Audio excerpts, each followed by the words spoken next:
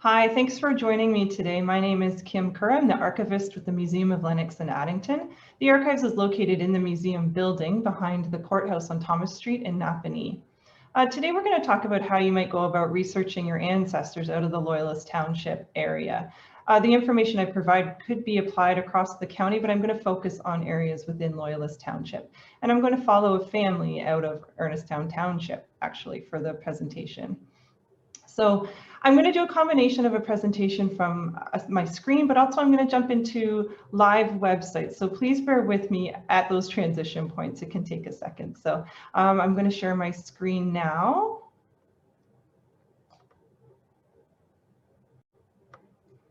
Okay, so here we are. My contact information is on the screen at the bottom right. Please feel free to use it. Send me an email or give me a call if you have any questions from the presentation today. I want to note at this point that there are limited resources for Indigenous heritage research in our museum and archives collection. And this is due to a collection policy in the past that focused around settler records, and that would be the policy for about 100 years. So that is why the collection is the way that it is. But if you are interested in Indigenous archival resources or Indigenous ancestry records, I encourage you to look at Library and Archives Canada. From their website, they acquire, preserve, and provide access to published and archival heritage materials that represents First Nations, Inuit, and Métis Nation experiences and contributions to Canada. This can include text, photographs, maps, and audiovisual material. I'm going to pop over to their website so that you can see exactly what it looks like. So bear with me. There it is there. So you can see the breadcrumbs of how I got to this page there at the top. So I do encourage you to look through this page if you are interested in Indigenous genealogy.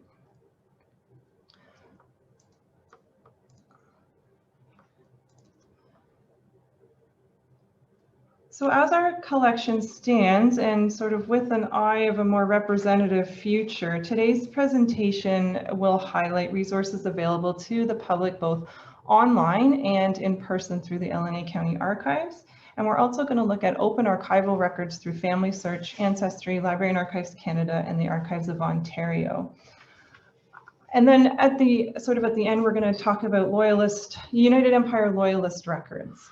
Because that, of course, they were the first permanent settlers to the Loyalist Township area.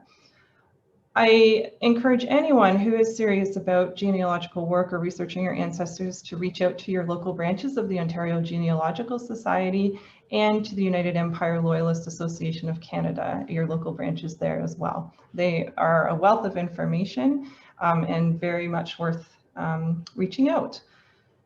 I am also going to be following a family through the Loyalist Township area and sort of using this family for demonstration purposes in the records. So you'll see that as well.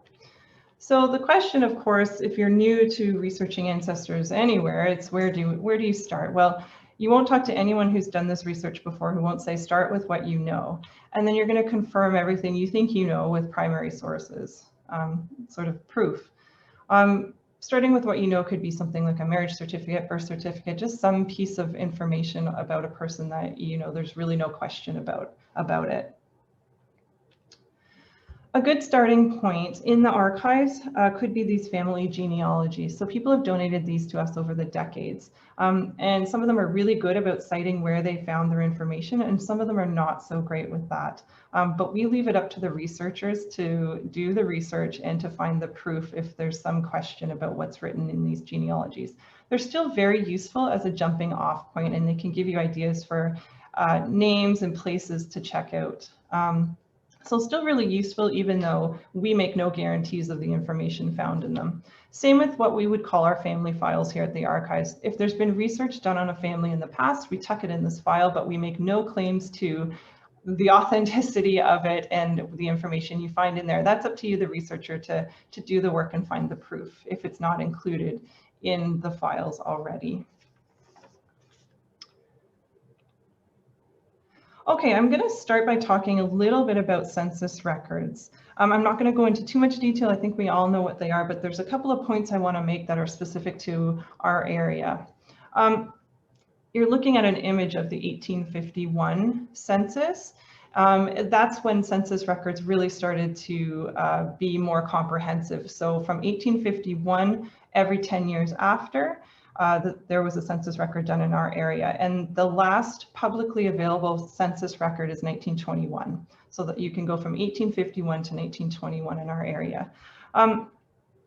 The 51 census here, if I blow it up a little bit, you can see it gives us a little bit of information about the person's profession or trade, where they were born, their religion, age, and so on and so forth. So this is a really, you know, there's still some really great information in here, although there isn't much. But you can see here, I've chosen this one. Here's an Isaac Fraser and a Nancy Fraser. So this is the family I'm going to be following. And they were a family out of Ernestown Township, which is the census record that you are currently looking at. In 1851 and in 1862, I should note actually the 1851 census in our area was actually started in January of 1852. So it's called the 1851 census because it had been started in other areas at that time, but in our area in LNA County, it was started in January of 1852. So just something to note. So for census records, to find them online, of course, Library and Archives Canada, you can get up to 1921, Ancestry.ca up to 1921. Family Search has census records. It's not quite as comprehensive as the first two, but they are there.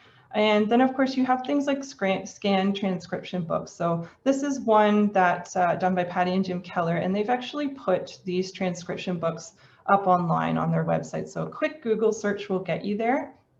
And then I believe they're attached as PDF records, so quite useful. And in terms of the archives here, we have the census records on microfilm reels, and then of course we have hard copies of those published transcriptions if that's the way that you would like to use them. So as I said, this is the 1851 census. In 1861 and 1851 and 1861, they did a secondary census at the same time, which they called the agricultural census.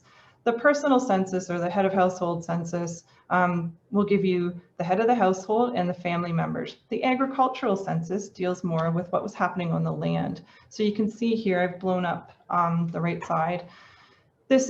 It talks about the acres of land and what they were used for, the crops that they were growing. So all really interesting information. There's the name of the occupier, so the person who was doing the agricultural work.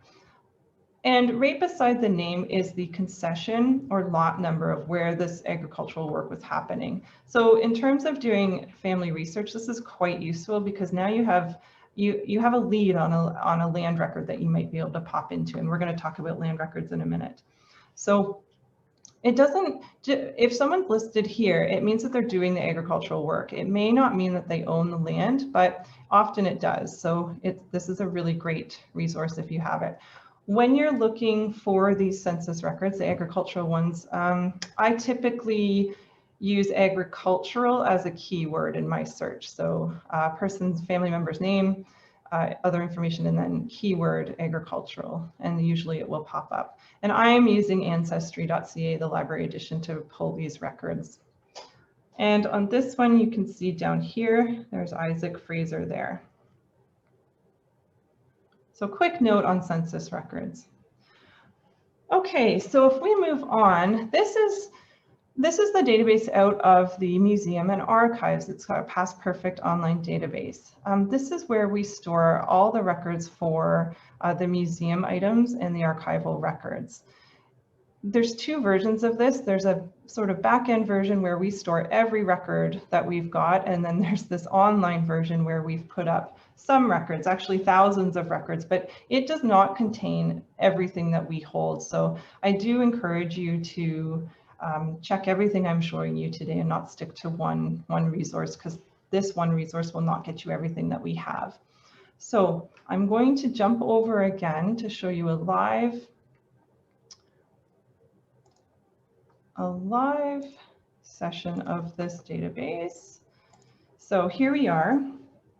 We are going through a website transition in the next few months, so this will look a little bit different. However, everything I show you today will still be part of the new website, and you will be able to access it. So When we're looking at this, you've actually jumped right into a search of the Past Perfect online database, and your controls are at the top here. You can go into objects, photos, archives, you can do it that way, or you can do a simple keyword search, which is I think how most people would use it. So if I'm doing that and I'm looking at the Fraser family out of Ernestown, I might just search Fraser and see what pops up. And so you'll get this list, and some of them have images attached and some don't. And this is a mix. If you do a keyword search, it's a mix of all the records. So here are some museum items, archival records, and then some photographs. When you click on the title, it gives you more information about the item you're looking at, and then you can click on the image as well, and it will blow it up a little bit. So this is always good to check just to see what will pop up there. Now, if I go back to this screen, a couple things here. This LAHS Early Collection Index, this would be the earliest records that we hold in the archives. These records were collected by the Historical Society starting in about 1907. So you're going to find lots of early records in here of some of the first families in the area. The one I really want to focus on, though, is this one, digitized records. So if I click on there, we pop into a different site. Okay, so what you're looking at mainly on this page, you'll find indexes to different collections and you'll find newspapers. That's mainly what's here. There is the odd full collection on here, but it's mostly sort of our old indexes, old finding aids, and then newspapers.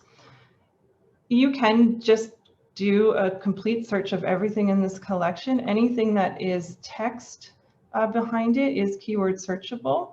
If you see something that is like a handwritten letter, that's not keyword searchable, but most of the material in here is, which is very useful. You can put in your keyword here, and then you would click text contents to search the text. I'm not going to do that. You'll get lots and lots of results doing that. I'm going to show you a more focused search in here, and I want to highlight this index in particular. If I click on this, this is the Napanee Standard and Napanee Express. So what this is an index to births, marriages, and deaths from those two papers mainly. The Napanee Express from about 1862 to about 1921, and the Standard from about 1870 into the 1940s or so. Now, you will find other newspapers in here. So early ones out of Kingston, the Napanee Beaver, but you won't find many of those. It is mainly the Standard and the Express. So when you get in here, you can do a keyword search. Again, if I was doing Fraser, I'd type in Fraser here, but you get so many results that way. What I actually like to do is go to the surname. This is organized alphabetical by surname. And the other thing I like to do in here, this is a really huge document actually. And what I like to do is download the PDF. I'm going to jump over to that. I'm not going to do it live because I know it takes a long time. So I cheated and did it this way. So you can see it's in alphabetical order by surname. And I'm going to jump down to the Frasers. And I know that they are around this area. So this is the area I'd like to look at, actually that one. So here we are, the Frasers. Now, what you're looking at are notations from the newspapers, and there's two things you're going to see. One is something like this entry here. So it tells you the names. This is a marriage record. It tells you the names, maybe where it happened, and this one was in the Township of Fredericksburg, and that's it. So when you see an entry like that, that's all that's written in the newspaper. Versus one, like this one that I'd like to show you near the bottom. So this one for Sarah Fraser, maiden name Perry. This is a death notice of some kind. It's from the Napanee Express. This is cut off slightly, but it should say page 8, column 1 and 2, Tuesday, October 25th, 1927. And then here it says see source and this paper, November 29th, 1927, for more information. So when I'm reading this, I know that I have to go to the paper to get all of the information that's available here. This isn't everything, as opposed to the one up here that didn't have that see source or see the paper for more information. So that's really important to note. And so in that case, you're either going to come into the archives to look at the paper yourself, or you're going to let us know, contact us, and we can get you a copy. So when we go to the paper, I'm going to show you this one for Sarah Fraser. Bear with me, we're headed back. So when we actually go to the paper for October 27th, 1927, there's that little notation there, and that's it. But when we go to the next line that it told us to go to, November 29th, there's her full obituary. So very, very useful in terms of the information available in her obituary. From this, we can tell that this Sarah Jane Perry was married to an Isaac Fraser. And as we go through this Fraser family, you'll see that they use the same names over and over and over again from generation to generation, which was quite common and makes it somewhat complicated sometimes. But okay, if we go back to this part, there's one more thing I want to show you in here, and that is keyword searching the Napanee Express newspaper for the issues that we have digitized. And that is a handful of issues starting around 1868 and right up through to 1910. So I'm going to jump back over to the live site so you can see how to search this. So here we are. We're going to go back into digitized records. And here's that screen again with all the rectangles. And you can see the Napanee Express ones here. So if you just want to search the newspapers, you have to just get rid of all the other indexes by clicking this Napanee Express newspaper, and that's the only one you want to look at. So once it deletes all the other indexes, you're going to come up to your search bar.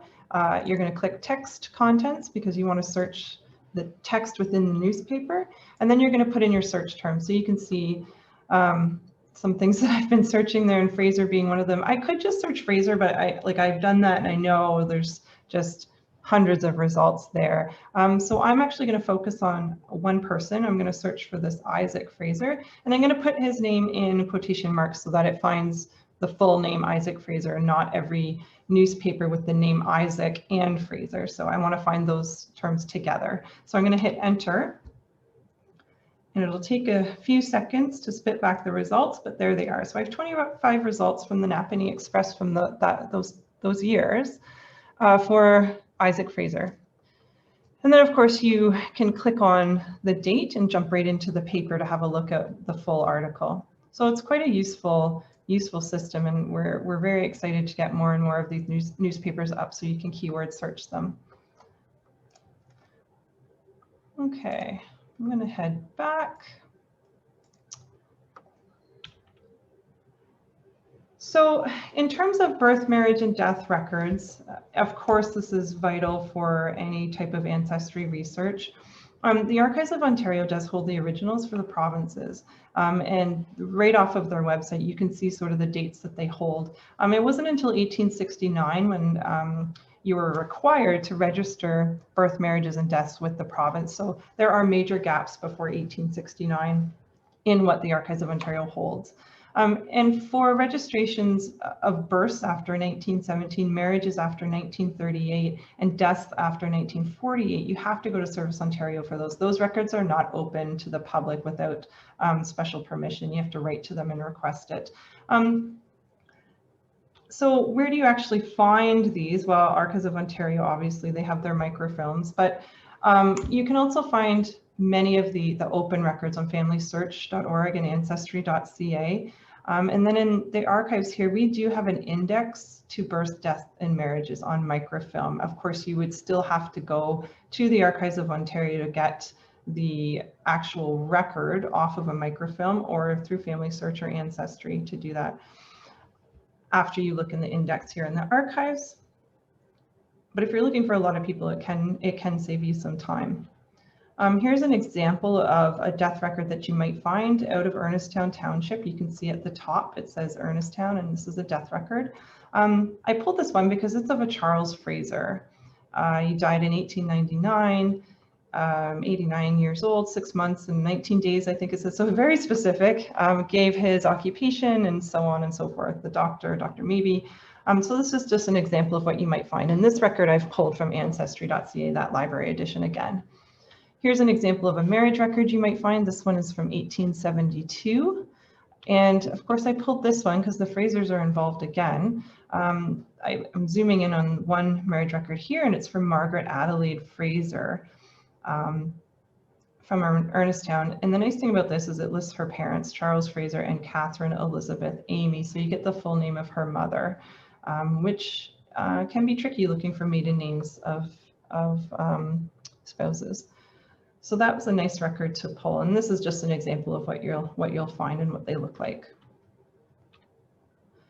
Pre-1869, so as I said, you weren't required to register these events pre-1869. So you're really wanting to look in church registers. Well, one place to look would be church registers. There's transcriptions of church registers done for really early periods, and then there are archives for the respective denominations. Archives of the Anglican Diocese of Ontario, for example, is in Kingston. The United Church Archives is in Toronto. So you can write to these archives and ask them to search their collections for you if they're not available online. And then, of course, there are transcriptions of early surviving registers for LNA County, including Loyalist Township area. And they're available online, and we have them in a hardcover or hard copy format at the archives. And then Library and Archives Canada does have a couple of databases that you can search for pre-1869 records. This would be like marriage bans and others. So definitely check out Library and Archives Canada for this as well.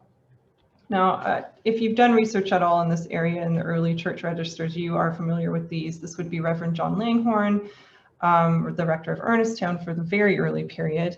And this you will find online with a quick Google search as well. And as I say, we do have copies in the archives, but definitely you will find this online.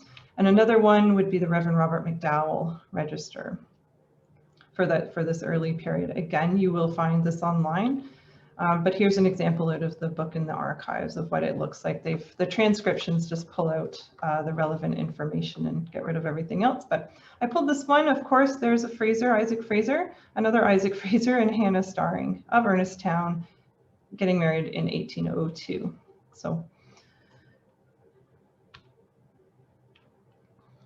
land records. Land records are essential for your research into your ancestry. There's so much that they can tell us, like the residence of your ancestor and an exact date and time, might list an occupation. The type of transaction may indicate something about the economic status of your ancestor. They're on deeds and wills. There could be original signatures of your ancestor, which can be quite exciting. They outline the history of the land, how long your descendants lived on the land, and they may provide other family information like a spouse name or something like that. In our archives, we do have the original land books for the county, and there's really two books that we look at. One is the copybook, which you're looking at on the screen. So these great big volumes, these heavy volumes, were exactly as the title suggests. They were copies of land instruments. So if someone had a deed, they would take the deed and actually write it out in the copybook. So there is a copy of that deed in these books for the whole county. This could include a deed, mortgage, will, any land transaction that happened, they would record it in these copybooks. And that's an example of one. And each item, they just copied one and continued down to the next one, but each one has an associated number with it. And I'll show you what that means in a second. So you would always note this number. The second book we look at are the land abstract books. So this goes by lot and concession. And of course, these books are for the historical township. So if you're looking in Loyalist Township, you have to know the historical townships that made up Loyalist Township, Ernestown being one, Amherst Island. There's different land books for Bath. So you have to just be aware of what you have to speak in historical terms when you're looking at the land books.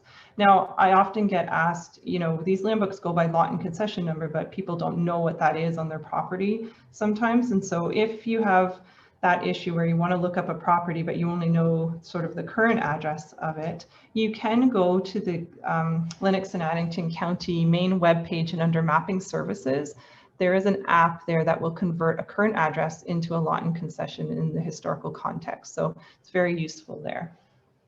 So I'm going to zoom in on this. I know that's very difficult to read. Oh, and I should mention that our land books, the images that you're looking at, I've pulled those out of Family Search. They have our land books. So I'm going to show you that in just a second. So if I zoom in on this one, you can see at the top, Township of Ernesttown, lot number 22 in the second concession. And so what this is you're looking at all the transactions that have happened on this piece of property from the first Crown deed, which was 1798 in this case. If you're in the Loyalist Township area, you will definitely recognize names on this one. The one that I have boxed here, you'll see there's a will here as part of the land records, which basically means that Charles Fraser was leaving land to someone, and that's why it's mentioned in the land records. So wills are, just so useful for your research, that if you're lucky enough to find one in the land records, that's great. And you'll see the number that's attached to this will, 7410.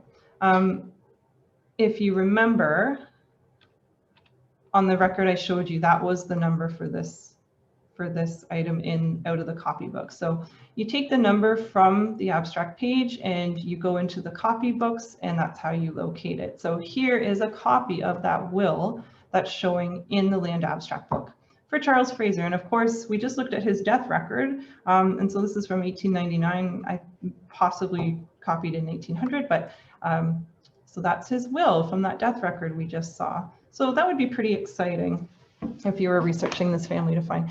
And as I said, wills are so useful for family research. It can give you spouse names, children's names, of course, and just other things. And this one was kind of interesting. This Charles Fraser left his son Isaac his skiing wagon and clothing, including my fur coat. So you get down to the nitty-gritty sometimes of what's being left to the family. It's kind of interesting. So saying that,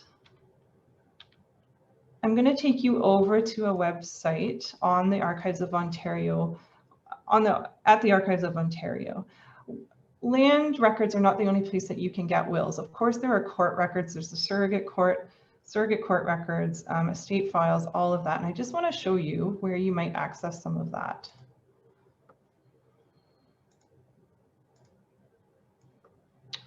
Okay, so this is a page from the Archives of Ontario, and what's happened is that the Archives of Ontario and Family Search have sort of connected to get the microfilm reels up and available to the public for free through Family Search. And they've added lots of interesting records here, and you can see the list here. All really interesting things. I don't have time to go into all of them, but the two that I'll sort of highlight are the land records here. These are Crown land records and Aaron Divisi Commission records. These are going to be obviously your very early records to do with the land around our area. If you're looking at United Empire Loyalists, this could be a good place to look. Again, I just don't have time to go into everything you might look at, but definitely be aware that it's here and check it out. The one I want to look at is here, surrogate and probate court records, estate files, and wills. So land records, and then these records are where you're going to find the wills for our area. If I click on that, you get this list, an index of the different areas and what's available. Now, I do believe that this is a work in progress. I've looked at some of the dates that are listed in this index, and when you actually go in to look for the records, they're not available. So I do believe this is a work in progress, so keep checking back if you think there's something missing. And of course, for our area, for the early period, we were connected with Frontenac County. So for these early periods, you are definitely going to want to check out Frontenac County. We were connected in our court systems early on. So there's Frontenac County, and if you scroll down, we get up early 1900s. You start to see records for Lennox and Addington County. You click on the link to take you into Family Search. And if you scroll down, you can see what's available here. And if you want to look at a record, you click the little camera icon to jump in there.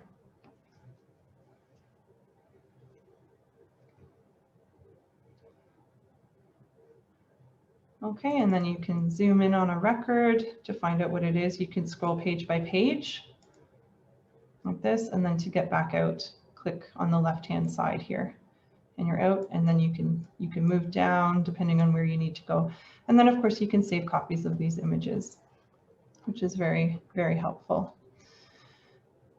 I'm going to backtrack while I'm in Family Search just a little bit. So I just showed you where to access the wills, but now I'd like to show you the land records in Family Search for our area.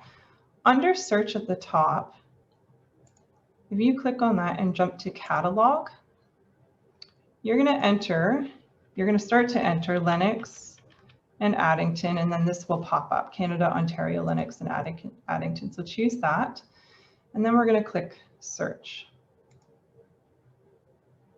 And here's a list of the resources in Family Search to do with our county. Again, I don't have time to go into everything, but I would like to show you this part here, land and property. So when you click that, you get another list, and you can tell by the colors that the ones I'm in the most. Here are your abstract index books. So the listing of the transactions that happen on a lot or a property. And down here, land records of Lennox and Addington County. This is where you're going to find the copy books. And I'm just going to note really quickly that for these books, up until about 1847, Lennox and Addington were split in terms of the land records here. So you have to be aware of that. If you're looking for very early copybook entries, you have to go in either through Lennox or through Addington. And then after 1847, it starts to get into the historical townships themselves. Okay, so that's really quick. So again, I encourage you to contact me if you'd like more information or need help navigating all of this. I will say at this point as well that Family Search does require that you have a login to access these records. It's completely free, but you do need to make yourself an account with a username and password. Okay, I'm going to head back. So when we're looking at wills, as I said, that partnership between Family Search and Archives of Ontario seems to be sort of a work in progress.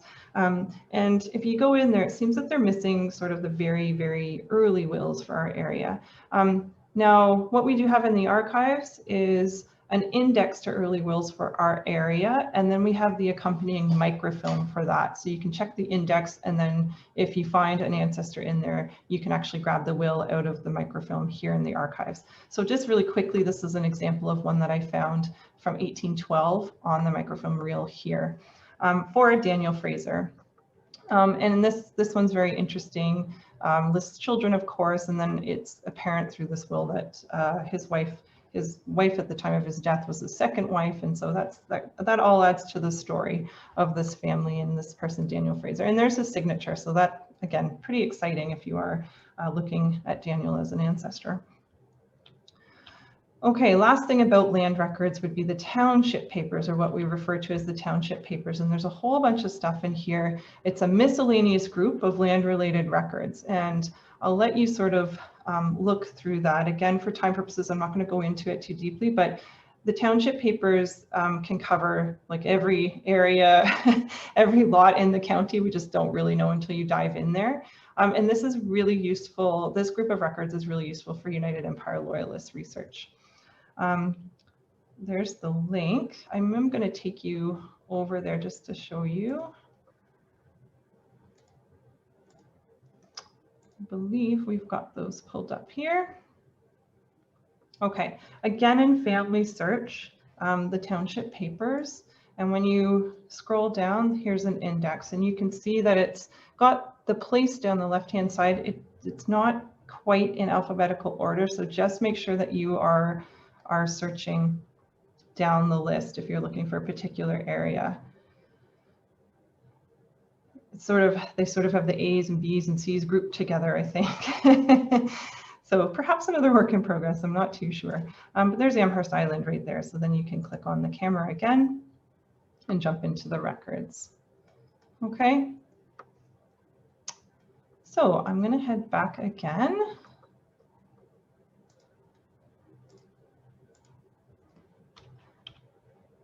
Okay, so the question you might be asking yourself, well, that's really great that there are land records, but how do I know what lot in concession?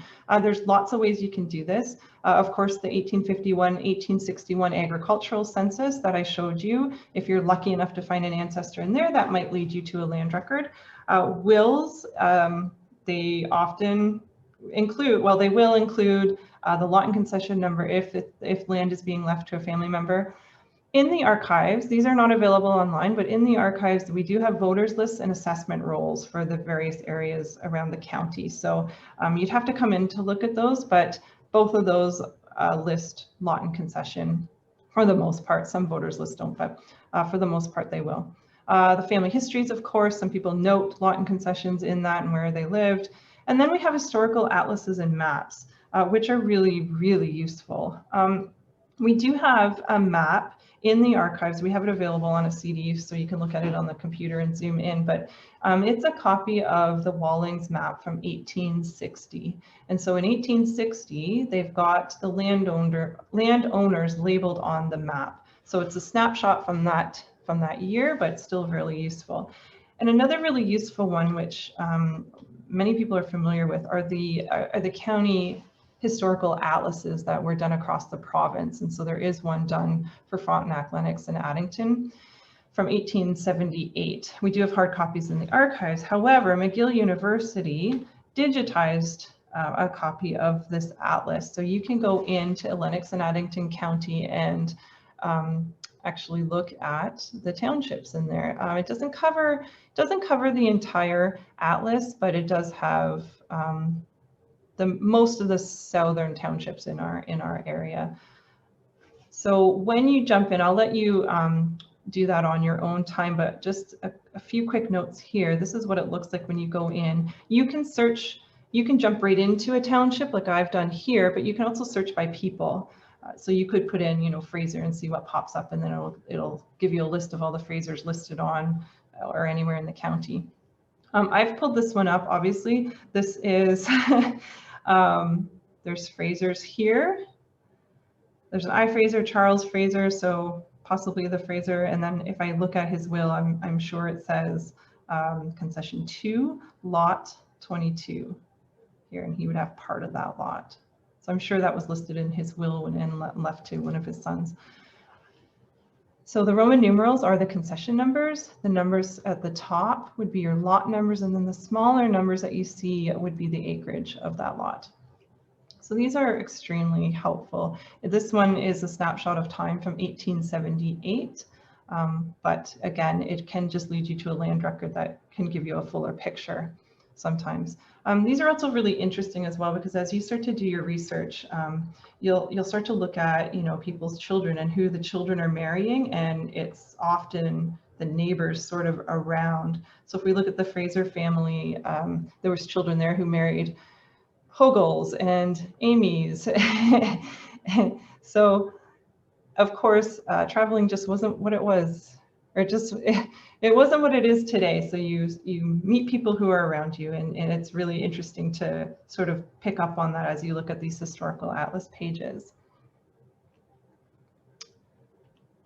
So in the archives, now this part, these ones are not necessarily available online, but I still want to mention it because we do have lots of private donations that come in on various families around the county. It can include many, many things: photographs, family trees, Bibles, business records, school records, personal correspondence cards, postcards, all kinds of stuff. It really is an endless list.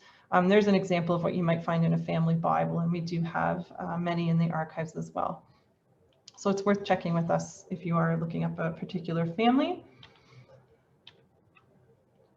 And then some of these records, you know, many records that we have here have been here for a lot of decades, and that's where you're finding on this site again those early indexes that were done. When I was searching this for the Frasers, it was really interesting because this collection kept popping up for me, Private Papers collection. Of course, I'm familiar with what we have here, but I don't know I don't know exactly what's in every collection here until I'm doing a search myself. So this was pretty exciting when I did look at the Fraser family, because in that collection, we actually had the Charles Fraser Papers. And then I kept going into this collection deeper, and we had Isaac Fraser papers, and then there was another, I think, Thomas Fraser papers as well. So pretty exciting stuff if you can find a family with so much documentary history here. I'm not suggesting that you will find this with every ancestor, of course not, but you never know what you're going to find. So it's worth checking everything that I'm showing you today, and it's also worth just checking with us directly about what else we might have sort of tucked in the vault that hasn't made its way online yet. But luckily this index was, and so I found this collection for Charles Fraser, and it was very exciting. Within that collection, there's a few documents that just helped fill in the story about this family, the early members of this family anyway. And this record here that was written by Isaac Fraser, Colonel Isaac Fraser, is basically saying that in 1837, the captain of the 1st Regiment of the Addington Militia, Joshua Lockwood, is being dismissed for misconduct and neglect of duty, and they would like Charles Fraser to take his spot. So sort of interesting. And here we are in 1838, a year later, and there is Captain Charles Fraser at the top, and with a list of the other members of this militia with their signatures where they could do their own signature, or their mark where they couldn't. So again, exciting. There's his signature, and then here's a whole list of other people in the area. And again, if you are from Loyalist Township area, you will recognize many of these names. So there's some really great documents that are sort of, you know, tucked away here that we need to uncover. And so definitely check everything I'm showing you today, because you never know. Another record I found in this collection was correspondence, and this one written by Charles Fraser again. And this one in 1858 is basically Charles saying, you know, my father, Isaac Fraser, has died. He was the registrar for the county, and I've been deputy registrar for a long time, and I'd like the position. So another interesting piece to go along with this family's story.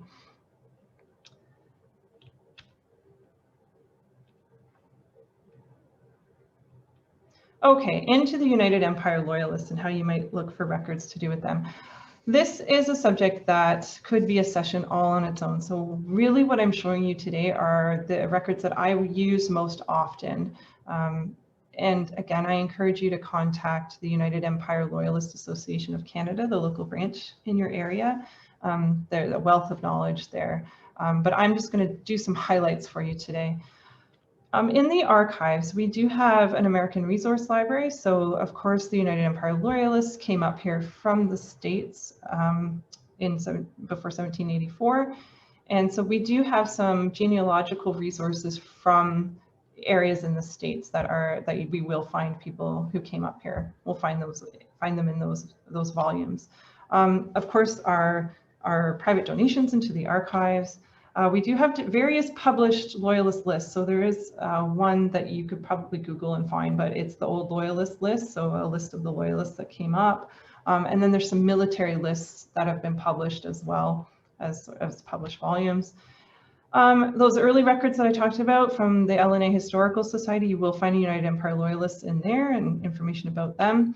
And then if in the museum collection, even if you're not specifically looking for a museum item, they tend to describe their items in terms of the family that owned it, how they used it, where the family came from. They do a lot of research into the family. So definitely check out the museum collection in the Past Perfect online database, because you may find information about a family based on an object that they brought with them. And the museum folks have done the research on that. So great resource there as well.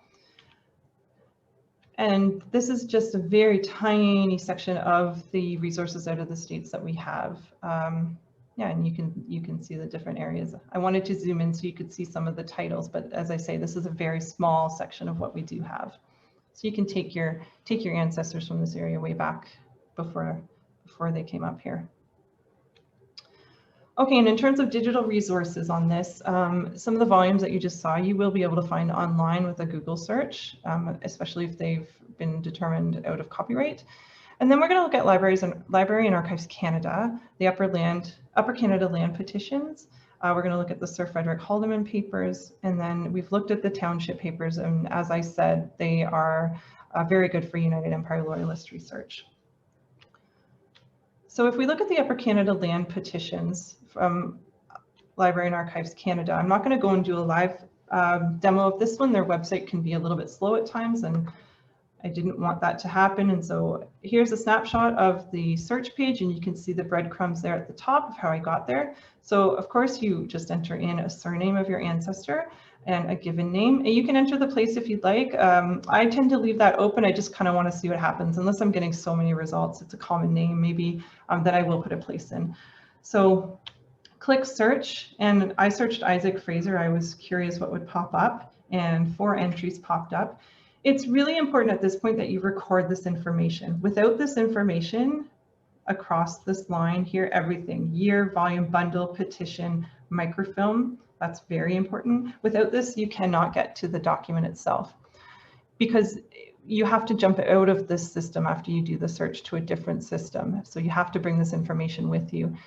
You can, under this, on the left-hand side, under how to obtain copies, there is a link to the next database that you need to go to with this information. And that database looks like this. So you can use that link from your search result page, or you can do a Google search, Upper Canada Land Petitions Archived Microform. That you should get it that way as well. And of course, these are the microfilm real numbers. So you noted that, so you would jump in there with that microfilm number that you have. And it's just a matter at that point of scrolling through the records and getting to the right petition number. And here's an example of what you're going to see. So this is that first one that came up in my results from 1800 for Isaac Fraser. At the bottom, this is how you're going to confirm that you're in the right place. And that's why that information from the results page is so important to bring with you, because now this is the way you confirm that you're in the right place and looking at the right record. Petition numbers are often just handwritten somewhere near the top. So just that's where your petition number is. And this petition for Isaac Fraser was an interesting one.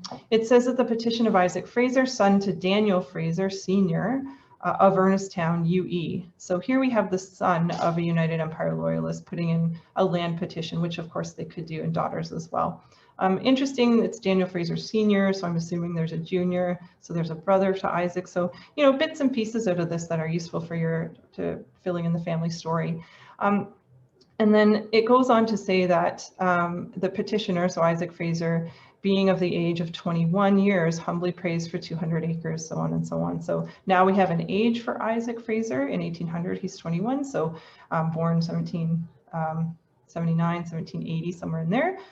So that's useful information as well. So lots of stuff possibly in these Upper Canada land petitions. Okay, the Haldeman Papers. So Sir Frederick Haldeman, he was responsible for establishing the Loyalists in what is now Ontario after the American Revolutionary War. And of course, he worked for the British government. So the originals of the Haldeman Papers are held with the British Library. They do hold a lot of information in them that you may or may not want to look through, his correspondence and things, but there is one particular section of these papers that's relevant to us and to the United Empire Loyalists. And there's an index to these papers, and then you can actually go into the papers and pull images of the documents through Canadiana Heritage. And it's really important to note that the index is on microfilm reel C1475. And there's the link. I'll take us over there for a quick look. So the Haldeman Papers, you can see there in Canadiana Heritage. It's a great database. They also have another one just called Canadiana. I'm not going to go into what they are. I'll let you do that on your own, but I encourage you to look in them. There's lots of information. And so these are the rest of the Haldeman Papers here on the microfilms. And then here's the one that we want, C1475. So if I click on there, this is what you see. So you can go page by page. It starts with an index, and I'm cheated and I know exactly what page I want to look at. So page 104, I'm going to zoom in so you might be able to see it. Of course, I'm still looking at the Fraser family, and here we are, and here's Daniel Fraser. So I know there's a United Empire Loyalist called Daniel Fraser, so I'm not surprised to see it here. So again, this is the information you need, the volume sort of here, and then the page number, and the records follow this index. So I went ahead and jumped to this one here, 168, page 24. So I'm going to go back and just show you what that looks like. It's a fairly straightforward search in there, so I won't bother going into too much detail, but that's the record that I pulled out. So really useful. May 1st, 1784. It's quite early, and this is a return of discharged artificers. So skilled craftsmen or inventors, that type of thing. And there's Daniel Fraser. He was a wheeler, so that was his job. So interesting stuff, and you never know what you're going to find out, but it all adds to the story. So the Fraser family of Ernestown. So I've jumped around all over the place with this family, but that is exactly how this research works sometimes. It's not always a straight line from one person all the way back. If it works that way for you, that's wonderful. That's not often how it goes. So don't get discouraged if you're just starting on all of this and you feel like you're jumping all over the place. Sometimes you have to kind of go sideways to get back to where you need to be. So don't let that discourage you at all. This is how the research works.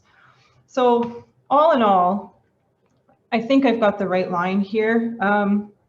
There's some areas that I'll talk about that I would like to do some more work on. However, for time's sake, I didn't do that at this point. So we know there's a Daniel Fraser Sr. who was a UE. We know that from the Upper Canada Land Petition of his son Isaac. And we know that he died in 1812 because of his will. And we know that his second wife was Elizabeth. It's very clear in that will that it's his second wife. So that's interesting. So my job would be to go find his first wife, who seems to be the mother of the majority of his children. So that would be a step I need to take. And then of course we know Daniel Fraser UE had a son Isaac from the Upper Canada Land Petition. We know Isaac is born roughly 1780 because of that land petition. And I actually was able to pull Isaac's will from the land records as well, based on his age and where he was.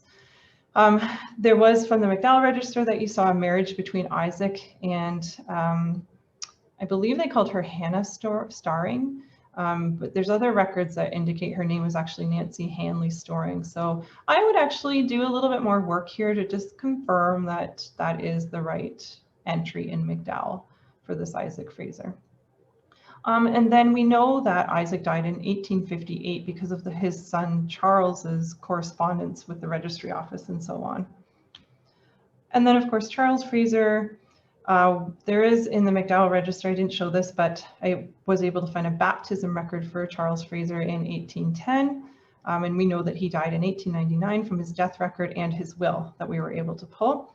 And then the marriage record of his daughter Margaret laid out Catherine E. Amy. And I'm going to note here that even those of us who do this a lot make mistakes. So I have in my notes that there was a marriage between these two with their names clear from 1835.